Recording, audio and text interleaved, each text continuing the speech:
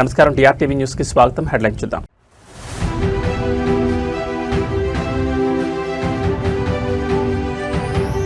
శ్రీ సిటీలో CM Chandrababu mark speed. Hero MotoCorp plant ను సందర్శించిన ముఖ్యమంత్రి.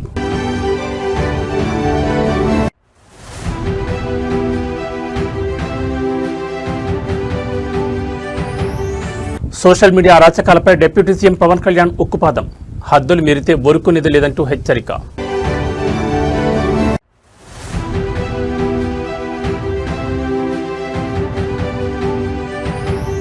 తెలంగాణ పాలనలో సరికొత్త రికార్డ్. నేడు పూర్తి పేపర్లెస్ డిజిటల్ కేబినెట్ భేటీ.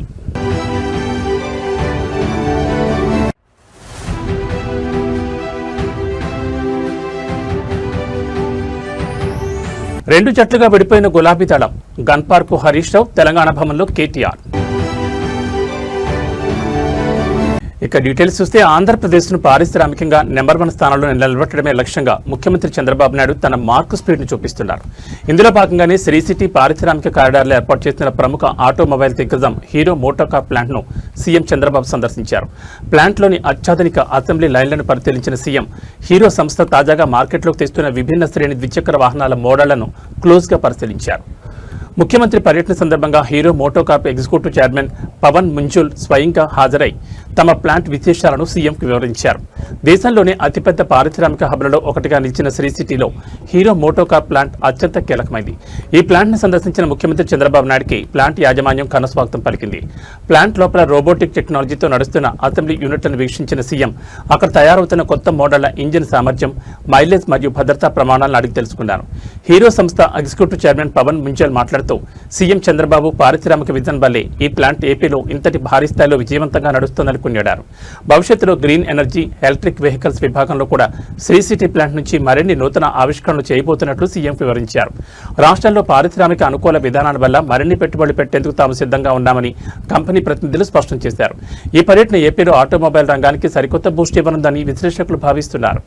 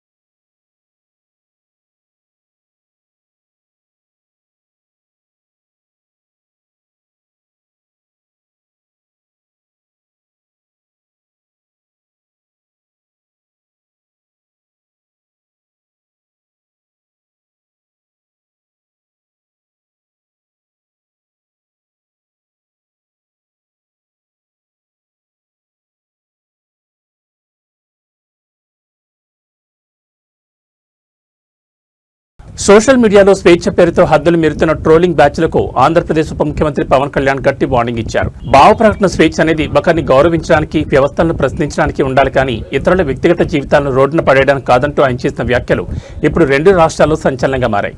ప్రభుత్వాన్ని, రాజకీయ విధానాలను విమర్శించడం తప్పు కాదు, కానీ ఫ్రీడమ్ ఆఫ్ స్పీచ్ ముసుగులో మహిళలను, నాయకులు, కుటుంబ సభ్యులను కించపరిస్తే చట్టం తన పని తాను చేసుకుపోతుందని పవన్ కళ్యాణ్ స్పష్టం చేశారు. ఇటీవలి కాలంలో సోషల్ మీడియా వేదికగా రాజకీయ ప్రత్యర్థులను టార్గెట్ చేస్తూ వారి ఇళ్లలోని మహిళలను, చిన్నపిల్లలను సైతం లాగుతూ చేస్తున్న అశ్లీల, అసభ్యకర పోస్టులపై డిప్యూటీ సీఎం పవన్ కళ్యాణ్ తీవ్రంగా స్పందించారు. ప్రజాస్వామ్యంలో విమర్శ అనేది పరిపాలనను మెరుగుపరచడానికి ఆయుధంగా మారాలి తప్ప ఒకరి పరువు తీసే మురికి కోపంగా మారకూడదని ఆయన హితవు పలికారు. ముఖ్యంగా ఆర్కెస్ట్రేటెడ్ లేదా ఆర్గనైజ్డ్ అబ్యూస్ అంటే ఒక పద్ధతి ప్రకారం గ్రూపులుగా ఏర్పడి ప్రత్యర్థులపై డిజిటల్ దాడులు చేయడం, ప్రాణభయానికి గురిచేసేలా డెత్ థ్రెట్స్ పంపడం వంటివి తీవ్రమైన క్రిమినల్ నేరాల కిందకు వస్తాయని ఆయన గుర్తు చేశారు. ఫ్రీడమ్ ఆఫ్ స్పీచ్ కూడా రాజ్యాంగబద్ధమైన పరిమితులు ఉంటాయని, ఆ హద్దులు దాటినప్పుడు చట్టపరమైన పర్యవసనాలు చాలా తీవ్రంగా ఉంటాయని హెచ్చరించారు. ఈ తరహా వ్యవస్థీకృత సోషల్ మీడియా నేరకాలపై మరియు వారి వెనుక ఉండి నడిపించే శక్తులపై ఏపీ ప్రభుత్వం ఉక్కుపాదం మోపడానికి సిద్ధమవుతోందని ఈ వ్యాఖ్యల ద్వారా స్పష్టమవుతోంది. మన అభిప్రాయాలను చెప్పడానికి, ప్రజా సమస్యల్ని ప్రభుత్వ దృష్టికి తీసుకురావడానికి, ఒకరితో ఒకరు అనుసంధానం అవడానికి, ప్రభుత్వాన్ని ప్రశ్నించడానికి ఇది ఒక శక్తివంతమైన వేదిక. కానీ మనం గుర్తుంచుకోవాల్సిన ఒక ముఖ్యమైన విషయం ఉంది.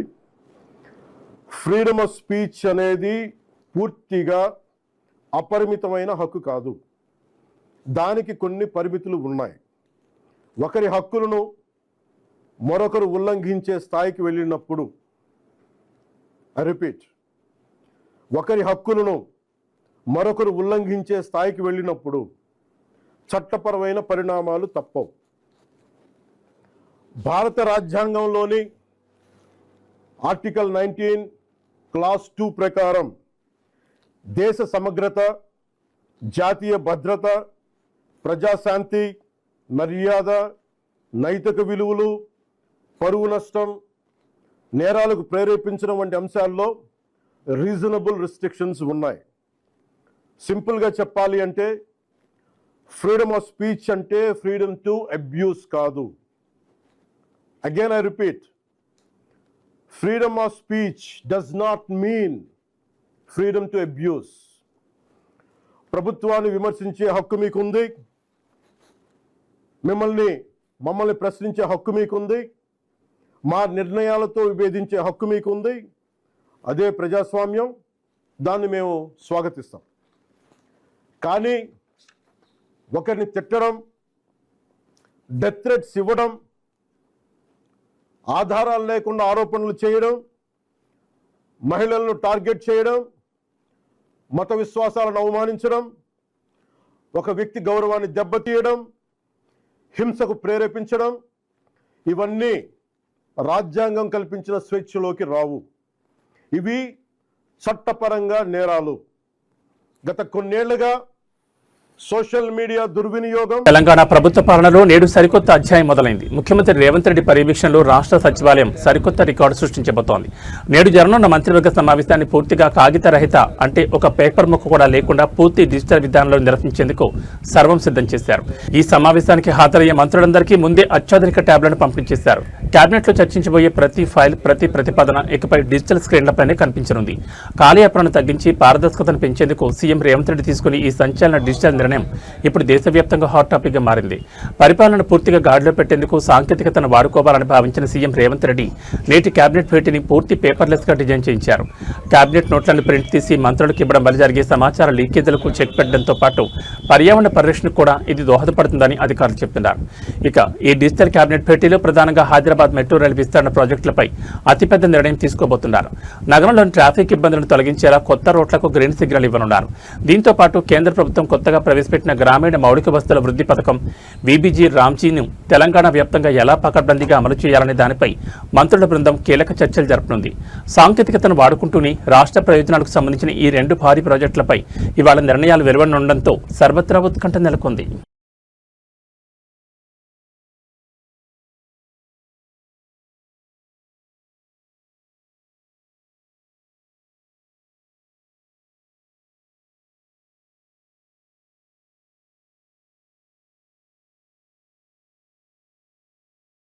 తెలంగాణ రాజకీయాల్లో మునిపెన్నడూ చూడని అత్యంత ఉత్కంఠభరితమైన సీన్ ఇప్పుడు హైదరాబాద్ వేదికగా నడుస్తోంది. అప్పుల లెక్కలపై కాంగ్రెస్ విసిరిన సవాలుకు ప్రతిపక్ష బీఆర్ఎస్ ఊహించని మైండ్ గేమ్ ఆడుతోంది. కాంగ్రెస్ మంత్రులను గట్టిగా కార్నర్ చేసేందుకు బీఆర్ఎస్ అధినాయకత్వం విముఖ వ్యూహంతో రంగంలోకి దిగింది.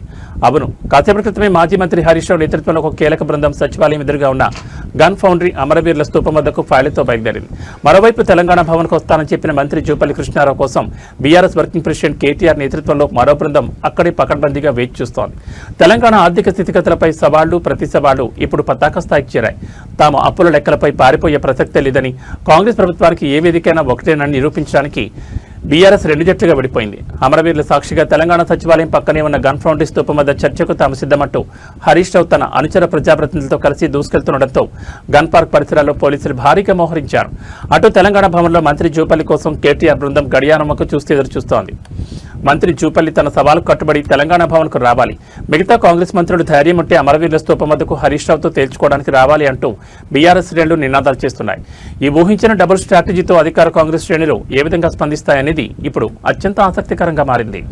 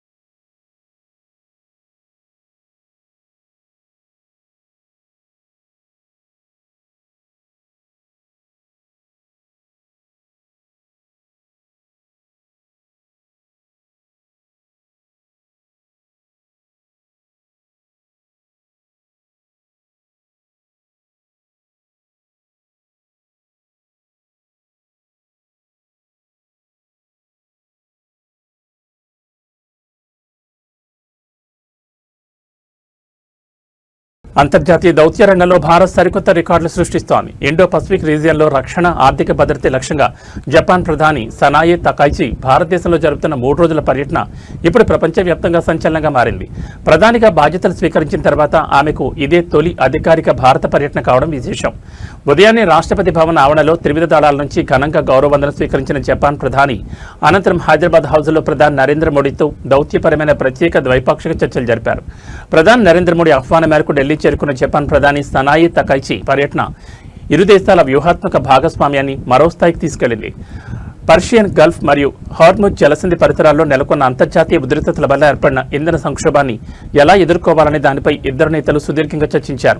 ముఖ్యంగా రక్షణ పరికరాలు, అధునాతన రక్షణ సాంకేతిక పరిజ్ఞాన బదిలీపై గతంలో ఉన్న పరిమితులను సడలిస్తూ ఇరు దేశాలు కలిసి ఉమ్మడిగా రక్షణ ఆయుధాలను, డ్రోన్లకు సంబంధించిన హైబ్రిడ్ ప్రొపల్షన్ సిస్టమ్స్ ను తయారు చేసేందుకు అంగీకారానికి వచ్చాయి. అలాగే ఈశాన్య భారత రాష్ట్రాల అభివృద్ధి, మౌలిక వసతుల కల్పనలో జపాన్ అందిస్తున్న నిరంతర సహకారాన్ని ప్రధాని మోడీ అభినందించారు. ఇరు దేశాల మధ్య ఎకానమిక్ సేఫ్టీ కోఆపరేషన్ మరియు ఆర్టిఫిషియల్ ఇంటెలిజెన్స్ రంగాల్లో సంయుక్త కార్యాచరణకు సంబంధించిన కీలక ఒప్పంద పత్రాలు త్వరలోనే అధికారికంగా వెలువడనున్నాయి.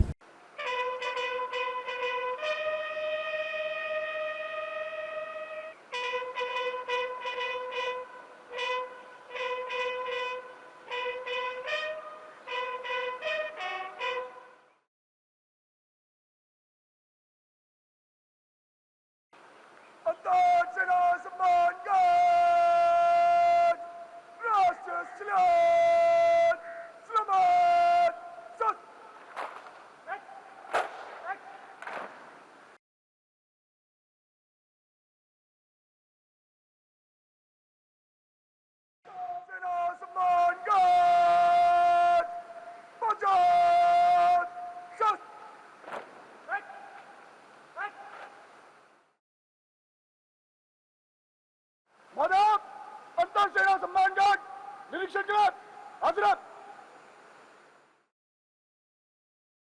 अंतरसेना सम्मान गार्ड बगाल सत। अंतरसेना सम्मान गार्ड निकट कॉलम में 3 चाल से मत से गुजरेगा। थल सेना आगत। अंतरसेना सम्मान गार्ड चलेगा।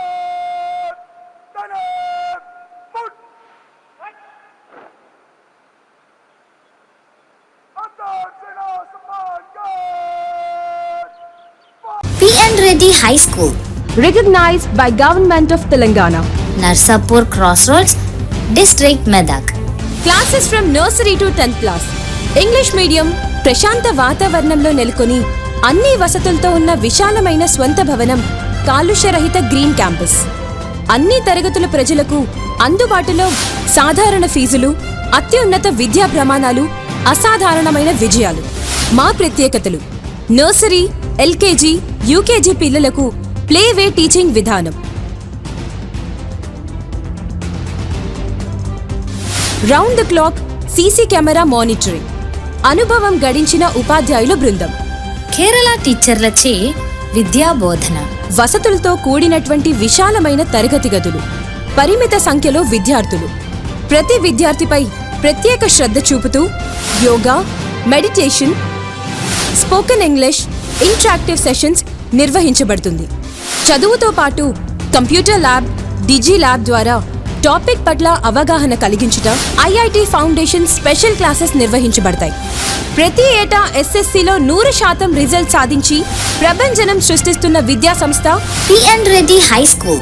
Science lab, science fair, art fair నిర్వహించుట, సాంస్కృతిక కళలు, డాన్స్, డ్రామా, గేమ్స్ నిర్వహించుట మరియు సోషల్ యాక్టివిటీస్లో పార్టిసిపేట్ చేయించుట,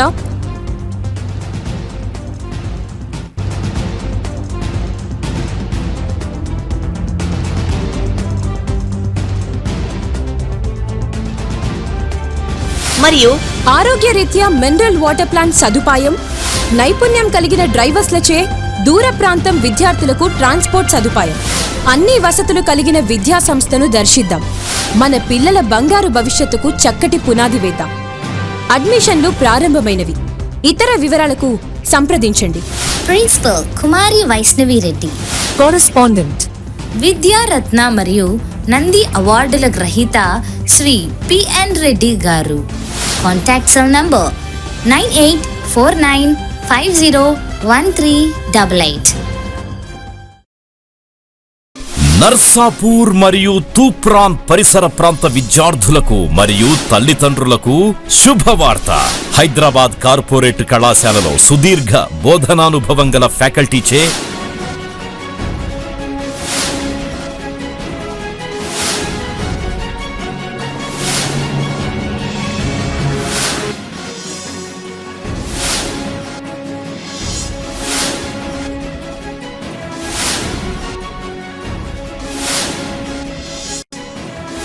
బోధనలు అందిస్తూ నూతన టెక్నాలజీతో డిజిటల్ టీచింగ్ ని ప్రవేశపెడుతూ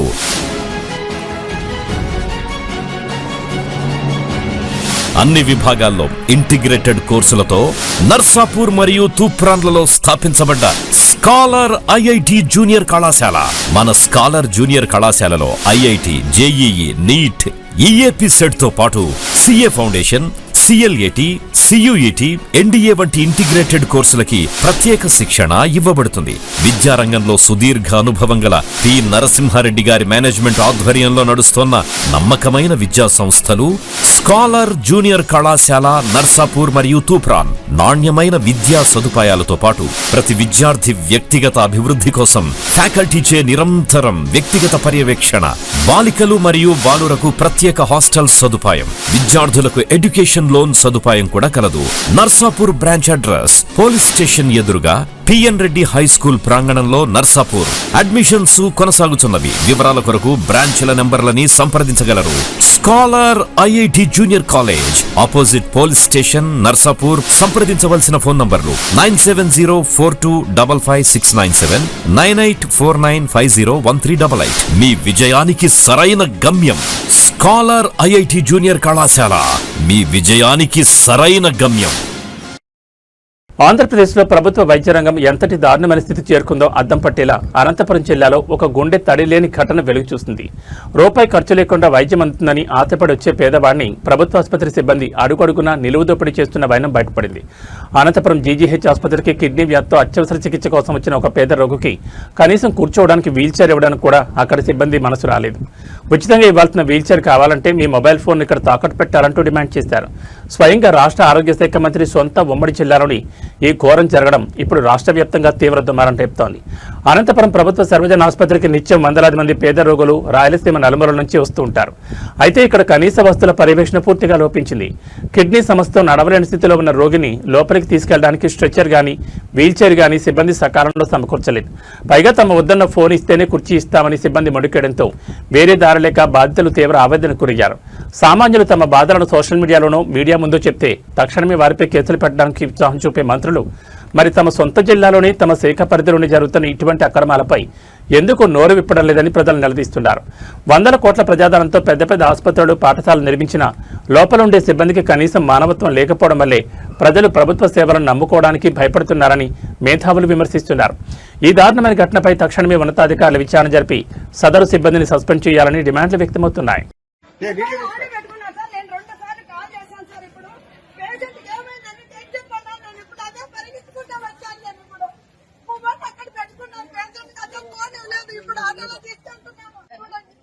ఎక్కడికి రాజేస్తారు సెల్ ఫోన్ ఆడ పెట్టుకొని నేను 2 సార్లు కాల్ చేస్తే ఎత్తలేదు. లేదు మామ, అప్పుడంటే నాకు ఫోన్ మీరు ఎందుకని 3 రోజుల నుంచి వాళ్ళని ఎత్తేట్టుకుంటున్నాం. మీరు కాల్ చూడండి సార్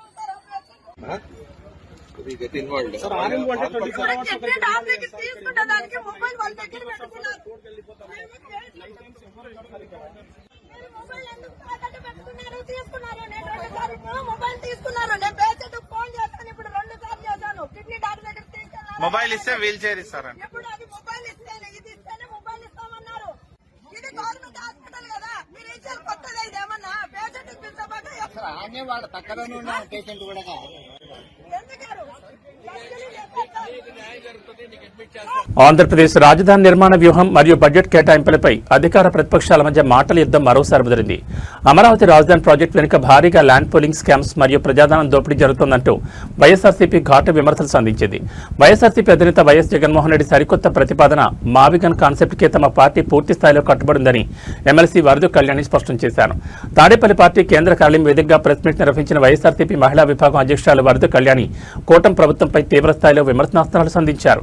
అమరావతిలో అసలు ఏం జరుగుతుందో రాష్ట్ర ప్రజలందరికీ అర్థమైపోయిందని, కేవలం మౌలిక వస్తువుల కోసమే లక్షల కోట్ల రూపాయలు ఖర్చు చేయాల్సి రావడం ఏ రకమైన పరిపాలనని ఆమె నిలదీశారు. అక్కడ రాజధాని పేరిట భూములు ఇవ్వడానికి స్థానిక రైతులు సైతం తీవ్రంగా వ్యతిరేకిస్తున్నారని గుర్తు చేశారు. దీనికి విరుద్ధంగా మచిలీపట్నం, విజయవాడ, గుంటూరు నగరాలను కలుపుతూ ప్రతిపాదించిన 110 కిలోమీటర్ల సరికొత్త మావిగన్ కారిడార్లో ఇప్పటికే మౌలిక సదుపాయాలు సిద్ధంగా ఉన్నాయని, ఇది అత్యంత తక్కువ ఖర్చుతో కూడిన ప్రత్యామ్నాయమని స్పష్టం చేశారు. మావిగన్కు అన్ని రకాల రవాణా, పారిశ్రామిక అనుకూలతలు ఉన్నాయని, ఈ చౌకైన శాస్త్రీయమైన అభివృద్ధి నమూనాను తాము ప్రజల్లోకి బలంగా తీసుకెళ్తామని వెల్లడించారు. కూటమి నేతలు ఇప్పటికైనా పట్టుదలకు పోకుండా తమ తప్పుడు ఆలోచనను మార్చుకోవాలని ఆమె హితవు పలికారు. అమరావతి ప్రాజెక్టు పోటీగా వైఎస్ఆర్సీపీ తెరపైకెత్తించిన మావిగన్ సరికొత్త నినాదం రాబోయే రోజుల్లో ఏపీ రాజకీయాల్లో మరింత హీట్ పెంచేలా కనిపిస్తోంది. అనేది చాలా మంచి ప్రతిపాదన. ఎందుకంటే మచిలీపట్నం, విజయవాడ, గుంటూరు కలిపి ఈ ప్రాంతంలో రాజధాని గనుక కడితే తక్కువ ఖర్చుతో బ్రహ్మాండమైన రాజధాని ఏర్పడుతుంది. ఈ 3 పెద్ద నగరాలని కలిపితే తీసుకుంటే ఎయిర్ కనెక్టివిటీ ఉంది, ఎయిర్పోర్ట్ విజయవాడలో ఉంది, సీ కనెక్టివిటీ ఉంది, మచిలీపట్నంలో పోర్ట్ ఉంది, రోడ్ కనెక్టివిటీ ఉంది, విశాలమైన రోడ్స్ ఉన్నాయి. అలాగే తీసుకుంటే రైల్ కనెక్టివిటీ ఉంది, ట్రైన్స్ ప్రతి దగ్గర కూడా ఆగే పరిస్థితి. దాంతో ప్రజలందరూ కూడా మావిగన్ ప్రతిపాదనని యాక్సెప్ట్ చేశారు. ప్రజల్లో చర్చ జరిగింది. ఎందుకంటే అమరావతి నిర్మాణం ద్వారా చంద్రబాబు నాయుడు గారు తీవ్రమైన అవినీతి చేయడానికి పూనుకున్నారు. ఎందుకంటే 1,00,000 ఎకరాలకి ఎకరాలో మౌలిక సదుపాయాలు అభివృద్ధి చేయాలి అంటే 2 కోట్లు ఖర్చు అవుతుందని చంద్రబాబు నాయుడు గారు ప్రభుత్వమే చెప్తూ ఉంది. అంటే 1,00,000 ఎకరాలకి 2 లక్షల కోట్లు ఖర్చు అవుతుంది. అక్కడ మౌలిక సదుపాయాలు అంటే వాటరు, డ్రైనేజు, రోడ్స్, ఇలాంటివి, ఎలక్ట్రిసిటీ, ఇలాంటి మౌలిక సదుపాయాలకే అంత ఖర్చు అయితే రేపొద్దున నిర్మాణాలకి ఇంకెంత ఖర్చు అవుతుంది? అంత భారం ఎవరి మీద పడుతుంది? రానున్న రోజుల్లో ఈ రాష్ట్ర ప్రజల భవిష్యత్తు మీద ఈ అప్పులు తీర్చే పని పడుతుంది. కానీ అందులో 10% ఖర్చుతోనే ఇక్కడ ఈ మావిగన్ ద్వారా ఒక బ్రహ్మాండమైన రాజధాని ఏర్పడుతుందని జగనన్న ప్రతిపాదన చేయడం జరిగింది. దాంతో ప్రజల్లో తీవ్రమైన చర్చ జరుగుతూ ఉంది. అలాగే చంద్రబాబు నాయుడు గారు అమరావతి పేరుతో చేస్తున్న అవినీతిని కూడా ప్రజలు గ్రహించడం జరిగింది. దాంతో వీళ్ళు డైవర్షన్ పాలిటిక్స్లో భాగంగా రకరకాలుగా డైవర్ట్ చేయడానికి ప్రయత్నించారు. కానీ ప్రజలు మాత్రం మావిగన్ని పూర్తిగా యాక్సెప్ట్ చేయడం జరిగింది. ప్రజలందరూ కూడా నిజమే కదా, జగన్ గారి ఈ ప్రతిపాదన చాలా మంచిది. ఈరోజు తీసుకుంటే అమరావతిలో నిర్మాణాల్లో తీసుకుంటే సెంట్రల్ గవర్నమెంట్ బిల్డింగ్స్ కోసం 4 తెలుగు రాష్ట్రాల్లో జర్నలిస్టుల భద్రత, పౌర హక్కుల ఉల్లంఘనపై మరో వివాదం ముదిరింది. తెలంగాణకు చెందిన సీనియర్ జర్నలిస్ట్ కేవీఆర్ని ఏపీకి చెందిన బొబ్బిలి పోలీసులు అదుపులో తీసుకుని గంటలు గడుస్తున్నా ఇప్పటి వరకు కోర్టు ముందు ప్రవేశపెట్టకపోవడంపై తీవ్ర అనుమానాలు వ్యక్తమవుతున్నాయి. చట్ట ప్రకారం 24 గంటల్లో జర్నలిస్టులు మెజిస్ట్రేట్ ముందు హాజరుపరచాల్సి ఉండగా పోలీసులు కాలయాపన చేయడంపై జర్నలిస్ట్ సంఘాలు మండిపడుతున్నాయి. ఈ క్రమంలో కేవీఆర్కి మద్దతుగా ఆయనను పరామర్శించడానికి వెళ్లిన బొబ్బిలి మాజీ ఎమ్మెల్యే సంబంగి చిన్న వెంకటప్పలనాయుడిని సైతం పోలీసులు లోపలికి అనుమతించలేదు. కనీసం కేవీఆర్ను చూపించకపోవడంతో స్టేషన్ వేదికగా తీవ్ర ఉద్రిక్తత నెలకొంది. జర్నలిస్ట్ కేవీఆర్ అరెస్టు వ్యవహారం ఏపీ, తెలంగాణ సరిహద్దుల్లో రాజకీయంగా కూడా వేడి పుట్టిస్తోంది. కేవీఆర్ ఆరోగ్యం, యోగక్షేమాలపై ఆందోళన వ్యక్తం చేస్తూ బొబ్బిలి పోలీస్ స్టేషన్ చేరుకున్న మాజీ ఎమ్మెల్యే సంబంగి చిన్న వెంకటప్పలనాయుడికి పోలీసుల తీరు షాక్ ఇచ్చింది. ఒక మాజీ ప్రజాప్రతినిధిని కూడా చూడకుండా కేవీఆర్ను నేరుగా కలవడానికి వీల్లేదంటూ పోలీసులు అడ్డుకున్నారు. చివరికి మాజీ ఎమ్మెల్యే ఒత్తిడికి లొంగి కేవలం ఇంటర్కామ్ ఫోన్ ద్వారా మాట్లాడేందుకు అవకాశం కల్పించారు. ఫోన్ లైన్లో కేబీఆర్తో మాట్లాడిన సంభంగి ఆయనకు ధైర్యం చెప్పారు. అనంతరం మీడియా ప్రతినిధులతో మాట్లాడిన మాజీ ఎమ్మెల్యే ప్రభుత్వం తమ వైఫల్యాలను ప్రశ్నిస్తున్న జర్నలిస్టులపై ఇలాంటి అక్రమ కేసులు పెట్టడం దుర్మార్గమన్నారు. ఎలాంటి తప్పు చేయని కేవీఆర్ను కావాలని ఇబ్బంది పెడుతున్నారని, తక్షణమే ఆయన కోర్టులో ప్రవేశపెట్టకపోతే చట్టపరమైన చర్యలు ఎదుర్కోవాల్సి వస్తుందని పోలీసులను హెచ్చరించారు. ఈ ఘటనతో బొబ్బిలి ప్రాంతంలో భారీగా పోలీసు బందోబస్తు ఏర్పాటు చేశారు. ఈరోజు కేవీఆర్ అనేటువంటి ఒక రిపోర్టర్ పైన ఫాల్స్ కేసు పెట్టి బార్డింగ్ పోలీస్ స్టేషన్లో ఒక ఫాల్స్ కేసు రిజిస్టర్ చేసి ఆయన్ని పోలీసు వారు ప్రభుత్వ భాగస్వామ్యంతో ఆయన టార్చర్ పెట్టే పరిస్థితి చేశారు. గతంలో ఒకసారి కర్నూలు వెళ్లి అక్కడ టార్చర్ పెట్టారనేది మాకు ఇన్ఫర్మేషన్. మరి అదేవిధంగా ఈరోజు ఈ మధ్యన హైదరాబాద్ వెళ్లి వాళ్ళ ఇంటికి వెళ్లి ఎక్కడెక్కడికో తిరిగి ఆయన పట్టుకోవడం జరిగింది. ఈరోజు ఇక్కడ బొబ్బులి తీసుకొచ్చారు. బొబ్బులు తీసుకొచ్చినటువంటి సందర్భంలో ఆయనకి ఏం జరిగింది ఒకసారి తెలుసుకోవాలనేటువంటి ఉద్దేశం మీద నేను కానీ మా లా అడ్వకేట్స్ కానీ మా నాయకులు కానీ స్టేషన్కి వచ్చాం. రూరల్ స్టేషన్లో సీఏ గారు లేదంటే అర్బన్ స్టేషన్లో ఉన్నారంటే అర్బన్ స్టేషన్కి వెళ్ళడం జరిగింది. అక్కడ అర్బన్ సిఐ గారు చాలా రూడ్ గా బిహేవ్ చేశారు. అది అతనేదో ఓన్ ప్రాపర్టీ లాగా ఇది పబ్లిక్ ప్రాపర్టీ అన్నట్టుగా ఆయన బిహేవియర్ అయితే అనిపించలేదు. అది కరెక్ట్ కాదని ఆయనకే చెప్పడం జరిగింది. ఆ తదుపరి రూరల్ సిఐ గారు నా ఛాంబర్కి వచ్చేది మీకు ఏం తెలుసు కాదు చెప్పండి అంటే ఏం లేదు ఇలాగా మన తీసుకొచ్చారు కేవీఆర్ అనేటువంటి వ్యక్తిని అని తెలిసింది. అసలు ఏంటిది అతని పరిస్థితి, అతనికి హైదరాబాద్ శివార్లలోని ఉప్పల్ నియోజకవర్గ పరిధిలో ఈ రోజు ఉదయం నుంచి తీవ్ర ఉద్రిక్త వాతావరణం కొనసాగుతోంది. తెలంగాణ ఉద్యమకారులకు నివాస స్థలాలు ఇవ్వాలంటూ తెలంగాణ రక్షణ సేన అధినేత్రి కల్వకుంట్ల కవిత పిలుపునిచ్చిన భూ పోరాట సభను అణిచివేయడానికి పోలీసులు భారీగా రంగంలోకి దిగారు. ఉప్పల్ భగాయత్తులో భారీ ఎత్తున సభ నిర్వహించడానికి ఏర్పాట్లు జరుగుతున్న తరుణంలో చట్టవిరుద్ధంగా ప్రభుత్వం భూములను స్వాధీనం చేసుకునే కుట్రుందంటూ పోలీసులు అడుగడుగున అడ్డంకులు సృష్టిస్తున్నారు. రాష్ట్ర వ్యాప్తంగా టీఆర్ఎస్ శ్రేణులను ముందస్తుగా అదుపులోకి తీసుకుంటుండటంతో ఒక్కసారిగా హైదరాబాద్ సరిహద్దులు ఉలిక్కిపడ్డాయి. పోలీసుల ఆంక్షల నడుమ నిర్వాహకులు వేదికను చెంగిచెర్ల బొల్లిగూడెం ఇండస్ట్రియల్ ఏరియాకు మార్చగా అక్కడ కూడా పోలీసులు బీభత్సం సృష్టిస్తున్నారు. తెలంగాణ ఉద్యమంలో కీలక స్థానంగా ఉన్న ఉప్పల్ వేదికగా తమ హక్కులను తేల్చుకుంటామంటూ టీఆర్ఎస్ పార్టీ ఈ భూ పోరాటానికి శ్రీకారం చుట్టింది. అయితే ఈ సభకు ముందస్తు అనుమతులు లేవని చెప్తూ రాచకొండ కమిషనరేట్ పరిధిలోని పోలీసులు ఉప్పల్ భగాయత్ మైదానాన్ని పూర్తిగా తమ అధీనంలోకి తీసుకున్నారు. దీంతో వ్యూహాత్మకంగా వెనక్కి తగ్గిన నిర్వాహకులు చెంగిచెర్ల బొల్లిగూడెం పారిశ్రామిక ప్రాంతంలో సభ జరపడానికి టెంట్లు వేశారు. ఈ విషయం తెలుసుకున్న పోలీసులు తక్షణమే అక్కడికి చేరుకుని సభ కోసం వేసిన టెంట్లను బలవంతంగా పీకేయడంతో తీవ్ర ఘర్షణ వాతావరణం ఏర్పడింది.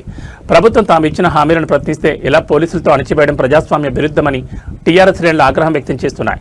కల్వకుంట్ల కవిత ఏ క్షణమైనా ఉప్పల్ సరిహద్దుల్లోకి ఎంటర్ అయ్యే అవకాశం ఉండడంతో నగర తూర్పు మండలాల్లో చెక్ పోస్టులు ఏర్పాటు చేసి ప్రతి వాహనాన్ని తనిఖీ చేస్తున్నారు.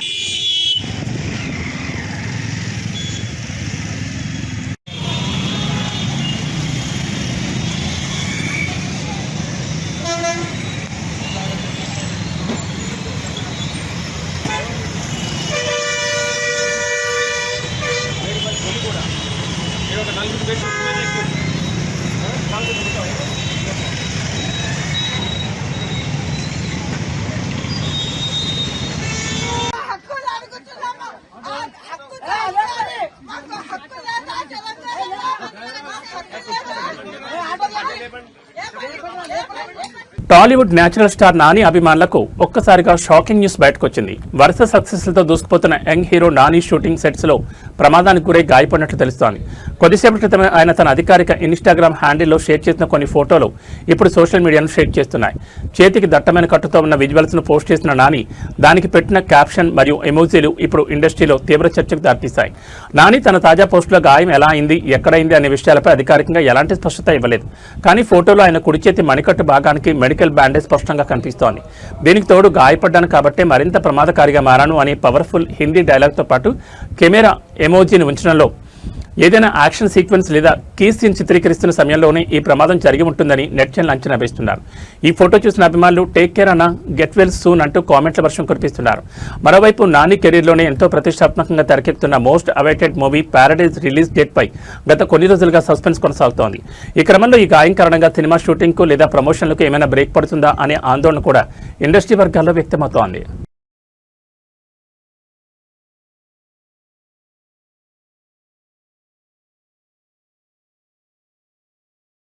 బంగారం, వెండి కొనాలనుకునే సామాన్యులకు బులియన్ మార్కెట్ గట్టి షాక్ ఇచ్చింది. గత కొన్ని రోజులుగా ఒరట కలిగిస్తూ వరుసగా తగ్గుతూ వచ్చిన పసిడి ధరలు ఇవాళ ఒక్కసారిగా ఊహించని రేంజ్లో రాకెట్ల దూసుకెళ్లాయి. హైదరాబాద్ బులియన్ మార్కెట్లో సరికొత్త సరిహద్దులను దాటుకుంటూ 24 క్యారెట్ల 10 గ్రాముల బంగారం ధర ఏకంగా 3,770 మేర పెరిగి ఏకంగా 1,44,000 మార్కును దాటేసింది. అటు వెండి కూడా కిలోకు 5,000 పెరిగి సరికొత్త రికార్డు సృష్టిస్తోంది. అంతర్జాతీయ మార్కెట్లో వడ్డీ రేట్ల మార్పులు మరియు ద్రవ్యోల్బణ ఒత్తిళ్ల కారణంగా సురక్షిత పెట్టుబడిగా భావించే బంగారం వైపు ఇన్వెస్టర్లు మొగ్గు చూపడంతో ఈ భారీ పెరుగుదల నమోదైనట్లు నిపుణులు విశ్లేషిస్తున్నారు. హైదరాబాద్ మార్కెట్ తాజా లెక్కల ప్రకారం 24 క్యారెట్ల 10 గ్రాముల ప్యూర్ గోల్డ్ రేటు ₹3,770 ఎగిసి 1,44,550 వద్ద కొనసాగుతోంది. సాధారణంగా పెళ్లిళ్లు, శుభకార్యాల కోసం కొనుగోలు చేసే 22 క్యారెట్ల ఆర్నమెంట్ గోల్డ్ ధర కూడా తులంపై ₹3,450 పెరిగి 1,32,500 మార్కును తాకింది. ఇక వెండి విషయానికి వస్తే ఒక్కరోజు 5,000 ఎగబాకి కిలో వెండి ధర ఏకంగా 2,50,000 మార్కు వద్ద రికార్డుగా ట్రేడింగ్ అవుతోంది.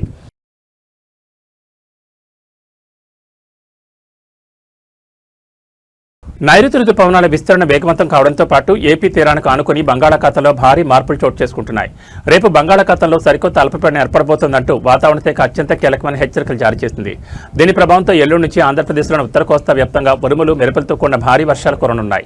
ఒడిశా, పశ్చిమ బెంగాల్ పరిసరాల్లో కేంద్రీకృతమయ్యే ఈ అల్పపీడనం ఏ వైపు పయనించబోతోంది? ఆంధ్రప్రదేశ్ విపత్తు నిర్వహణ సంస్థ ఇవాళ ఏ జిల్లాలకు వర్ష సూచన జారీ చేసింది? ప్రస్తుత వాతావరణ నివేదికల ప్రకారం ఈ అల్పపీడన వ్యవస్థ ఒడిశా, పశ్చిమ బెంగాల్ సరిహద్దులకు ఆనుకుని వాయువ్య బంగాళాఖాతంలో కేంద్రీకృతమై ఆపై క్రమంగా ల్యాండ్ ఫాల్ అయి రాజస్థాన్ వైపు పయనించే అవకాశం ఉందని శాస్త్రవేత్తలు అంచనా వేస్తున్నారు. దీని ప్రభావంతో ఏపీలో జూలై 4వ తేదీ నుంచి ఉత్తర కోస్తాలోని పలు ప్రాంతాల్లో అకస్మాత్తుగా వర్షాలు తీవ్ర రూపం దాల్చనున్నాయి. అలాగే జూలై 5 నుంచి రాష్ట్రంలోని అత్యధిక ప్రాంతాల్లో విస్తారంగా వర్షాలు కురుస్తాయని స్పష్టమవుతోంది. మరోవైపు విపత్తు నిర్వహణ సంస్థ తాజా హెచ్చరికల ప్రకారం అల్పపీడనానికి ముందే ఇవాళే ఉత్తర ఆంధ్రాలోని శ్రీకాకుళం, పార్వతీపురం, మన్యం, అల్లూరు సీతారామరాజు జిల్లాలతో పాటు పశ్చిమ గోదావరి పరిధిలోని పోలవరం ప్రాంతంలో ఓ మోస్తరు నుంచి ఉరుములతో కూడిన భారీ వర్షాలు పడే ఛాన్స్ ఉంది. తీరం వెంబడి గంటకు 40 నుంచి 60 కిలోమీటర్ల వేగంతో ఈదురుగాలులు వీచే అవకాశం ఉన్నందున మత్స్యకారులు సముద్రంలోకి వేటకు వెళ్లరాదని అధికారులు కఠిన నిబంధనలు జారీ చేశారు.